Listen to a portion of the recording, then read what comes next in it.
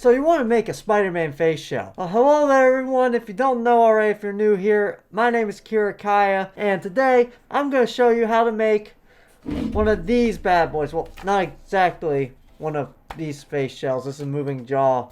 The one I used in this video isn't, because most of them aren't. I'm going to be showing you pretty much the whole process of getting a print, started from scaling it all the way to getting it printed, and then the rest is up to you. I have other videos on my channel showing how to actually assemble them, but this is get the raw print done and over with. So I would assume that by now, or if you don't already, you already have a face shell file, because how the heck are you gonna have a face shell without a file? Like, it's madness. I'll leave a couple links down below to some face shell prop makers, stuff like that, who have files like Zach, aka Sensational Spidey. I'll leave a thing for Here's Anthem and his Etsy shop, and probably a couple others as well. But once you got that file, you're just like, well, what do I do with this thing? Well, the answer is I'll show you. And I'll even get to show you if you have a small 3D printer, even if like it doesn't fit on the build plate, you can print any size face shell. It's just a little more steps, but it can be done. So it's fairly easy, straightforward, and super simple. Let's just get right into it after a word from this channel sponsor. My channel is partnered with GamerSupps. Now, if you've been a long-time follower and subscriber,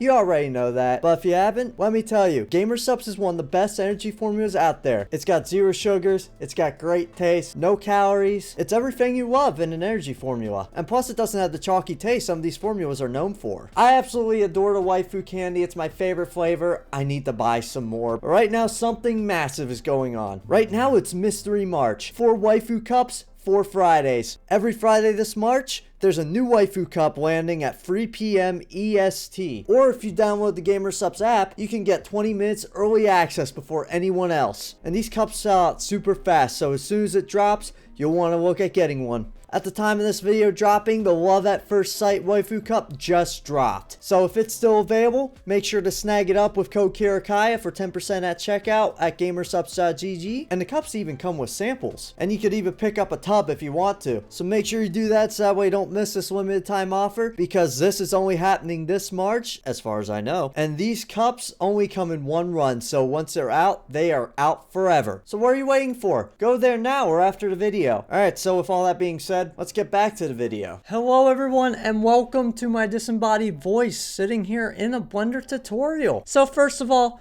let's get rid of this horrible freaking cube. So let us delete this. Now we are ready to load in the face shell and this head that we're going to be using to scale it. Now I have this head from Sensational Spidey, aka Zach. I'm going to add a link down below to his video where he actually creates Spider-Man face shells using this head as a base. Now I want you to go watch that video if you want to learn how to model. It's a great video. Give him some love. And in that video down below, he has a link to a Google Drive where you can get this head. I don't want to just take this head from him, so I want you guys to go watch that video and get it directly from the man himself. So let's just go to import here. The head is an object file, so we want to go to OBJ, and then we just go to the location where it is, head lower poly. Here's the head right here. Let's just use the scroll wheel and shift to, so now we have the head in here. So let's import our face shell. So let's go to import, and then the face shell is usually going to be an STL file. So let's go to our file here and then go to shell.stl or whatever your shell's name is. And here is the shell. Now it's clipping through the head. Let's fix that and actually apply this properly to the head. Now the head is about a 23 by 9 inch scale. So it's a 23 inch circumference, 9-inch length. Pretty simple to remember. It's pretty simple to remember. It's a good base for a universal amount of face shell sizes and just head sizes in general. You may be able to use this for like helmets and stuff like that. So you can keep this all in mind, and it'll help you out with not just Spider-Man files. But yeah, let's just move this. So we just go to move over here. There's a shortcut for it, but I can never remember it.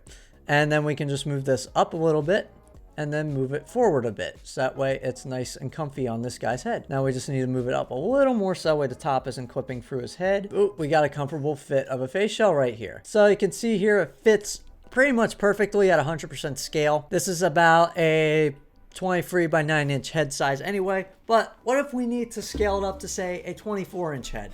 And you can go backwards from this to scale it down to like a 22-inch head or something like that. So let's double click our head here, and you can see here in the transform section, automatically comes up, we have scale here. This is the only one you really need to mess with for this. So general rule of thumb for this is that when you put the scale up by 0.05, so let's do that, 0.05, now it's a 24-inch circumference. So let's change the Z as well to 25, so that way that has a full 23 inches. And then the Y, if you want to change it to like 10-inch, then just add 0.5. There you go. But let's just say we want 9.5 inches. So in order to go like about half an inch, good scale is 0.025. So let's do that. And now it's at 0.025. Perfect. All right, so we have the head here all scaled up. So all we need to do now is scale the face shell, because you can see it's clipping in through now. So we need to change this to fit this head perfectly. So I don't like to scale like everything unevenly. So that could distort the face shell. It could cause the lenses to not fit. It could make it look weird. So let's not do that. So let's see if it'll fit when we change everything to 1.05.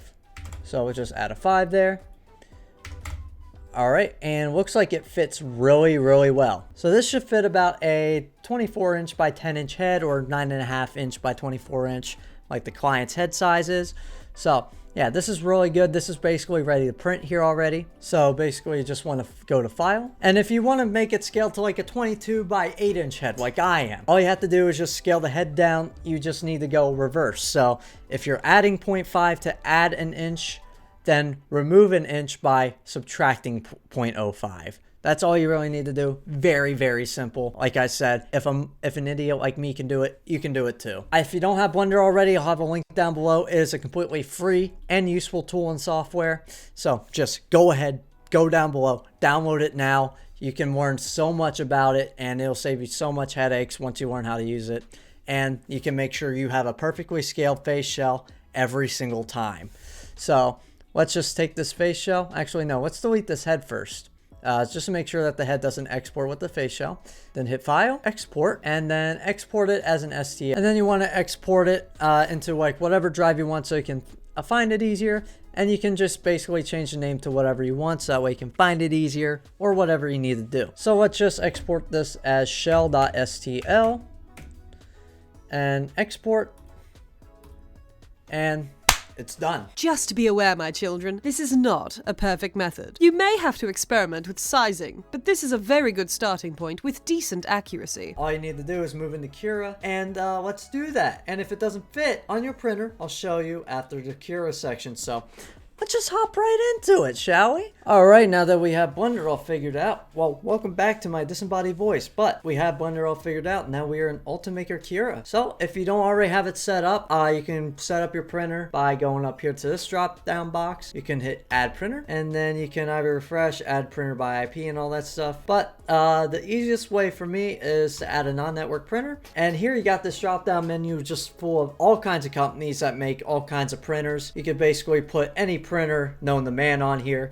So all you have to do, just find the printer that you got and just add it in, and you got it right here. So since we already have my Ender free set up, and then we are just going to insert the file that we just made. So let's just go to here, and booyah, we have the file. Now you can see here it has this weird effect on it, like this yellow and gray thing. That means that it's not going to fit on the printer, and it's not going to print. For these cases, you can either A, manipulate it, move it around. So you could go to rotate here, rotate it a little bit like this or like this. But as you can see here, it's not quite fitting on the printer here. It's a little too wide and it's a little too big. Well, if it doesn't fit on your printer, well, I'm going to show you something here, how to fix that. So let's actually just go to, so for now, let's just actually go to a file that I already have that will fit on the printer. Okay, so let's just clear the build plate. All right, so we will just go into Spectacular and just add that shell here, because that is pretty much all ready to go.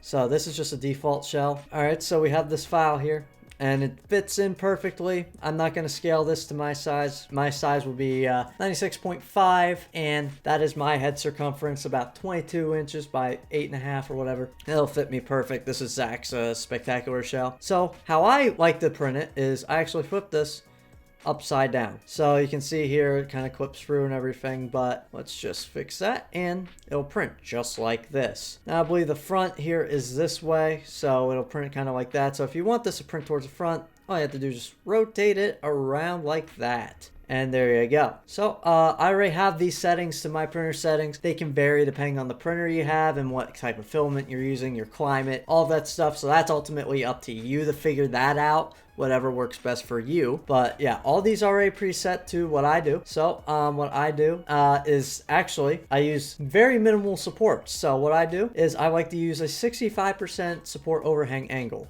Now this will just cause less supports to happen, because it'll use less of an angle to make less supports. So you can see here, there's all these red parts are where supports will print. What I recommend is always block off the magnet ones. It's just annoying when they print and it just saves a little bit of filament. And you can see a little bit of that stuff happening in the air holes here. Block those off. They do nothing. They just waste filament and time. So always block those off. So go to your support blockers here, double click. Actually, no, just single click here. And then you can actually change the size of these support blockers by doing this. Well, you can move it around here. The size is the second one here, and you can just drag it and it will increase in size. Now, if you're printing and you want like a clean overhang here on like these lens sockets, you can just leave those print. It will take longer and stuff like that, but they do have their purpose. I personally don't really do it because you can just sand those down, but you can leave those and put supports around it. But you can leave those and just put blockers around it for the magnet holes. But for this sake, I'm going to just cover the entire thing. So that's basically all I need to do here. Everything is blocked off except for the bottom here. So it's only going to print those supports on the bottom.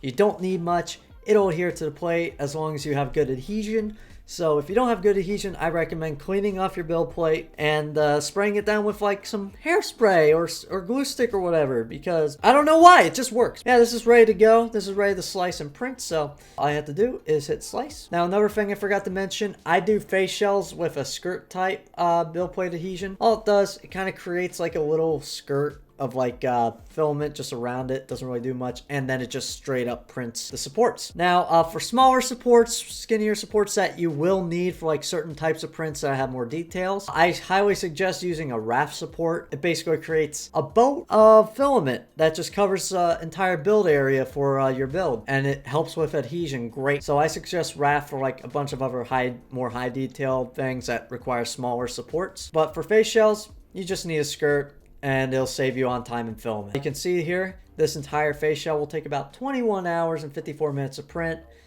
It'll use about 195 grams of filament, about 1/5 of the entire roll if you have a 1,000 gram roll. That's about as much as a face shell will take. If you got a bigger head than what'll fit on Ender Free, like that 24-inch one, well, I'll show you how you can fix that. All right, so here we're in an application called Meshmixer. Now, I only really use this for splitting stuff up so that way I can print bigger things, but you can use this for a bunch of other stuff too that I haven't quite figured out because I'm just stupid.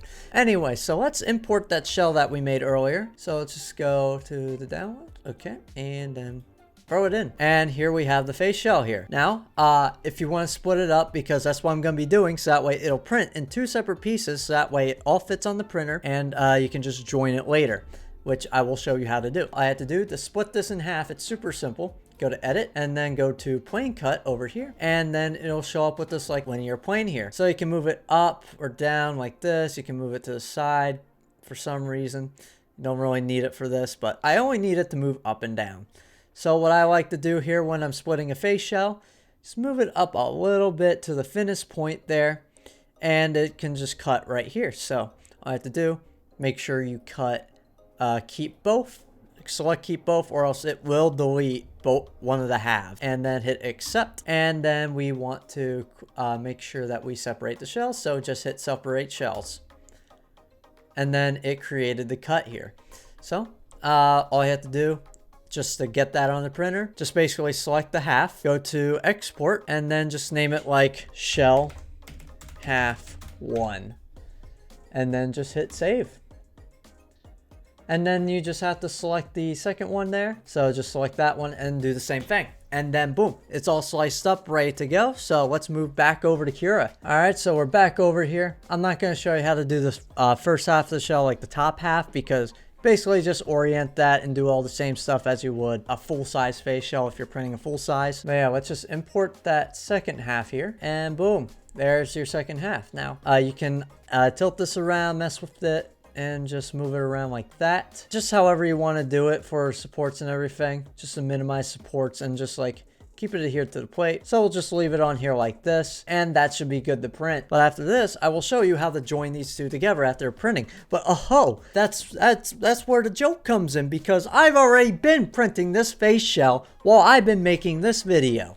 So why don't you guys subscribe, because I am 200 steps ahead of the game, because I have made this video and another video and all the videos while this stuff has been printing. So screw you, subscribe now. All right, everyone, and now that we have both pieces printed here, now it is time to join it together like this. All you need to do to really do this, well, you'll probably need a couple tools. So one way you can do it, which I don't really recommend, is by using super glue. Now, yeah, it'll stick for a little bit, but it'll very easily just come right off. So for a more permanent and actually good solution, do yourself a favor. Go out to like Lowe's or Home Depot, or possibly even like online like Amazon. Get yourself a soldering iron. Now this I already have warming up because I'm going to be doing this right after I'm recording this. But what you want to do is take some tape and basically just tape this together. You could use pretty much any tape, but I'm just going to be using what I have. I'm going to be using painter's tape, which is basically what I have. Like I said, you could use pretty much any tape as long as it works. And just tape the sides together of the face shell, so that way while you're welding it together, it'll stay in place here. Now what I recommend to do is tape it to like the sides here. Just like one on the outside and then one on the inside of it. So that way it holds it in nice and flush. And that way it's all aligned and everything. So that way you can do your first welds and it'll all line up. So as you can watch here, I'm welding it here. It's a pretty simple process, really. You just shove it in there. You just shove it in there, drag it along. Don't make sure you don't go too deep in it, but at least deep enough to where you'll get a lot of material melting together. And you just drag it along, push some material back into the divot there where you're making the weld, and it'll just dry up, cool down, and it'll make a very strong bond to the plastic. So it's very simple, very easy to do. Now just be wary. I would suggest wearing a mask or being in a well-ventilated area for this, because there will be plastic fumes. So like I said, just be wary. Wear a respirator or a respiratory mask or whatever. Do it in a well-ventilated area. Unlike me doing it in my room with a just plain mask here. It can get pretty sickening, but I have a high tolerance for it, so it doesn't really bother me personally, but I highly suggest you do not try that at home. Don't stick your nose in there. That's the whole point. But yeah, it's really simple and pretty straightforward. Alright, so we got the face shell all welded here. You can see there, it's got all the welds in there and everything like that. I got it aligned pretty well. I'm pretty proud of myself on this. So if it'll just not focus on me. But yeah, it's pretty nice there. You got minimal seams and everything.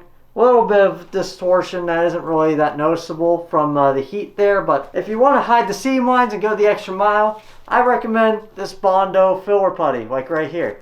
You can get this at like any like Ace Hardware, some automotive stores like Advance, AutoZone, wherever.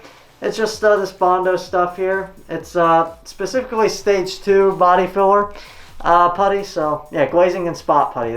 It's used for a lot of automotive body work. You can just take this and just rub it across the seams here and just sand it down, because this is designed to be sanded. That's what I'm going to be doing here. I want to go the extra mile for this, so let's just make the client happy and make it all smooth for them and easy sanding and clean. Help.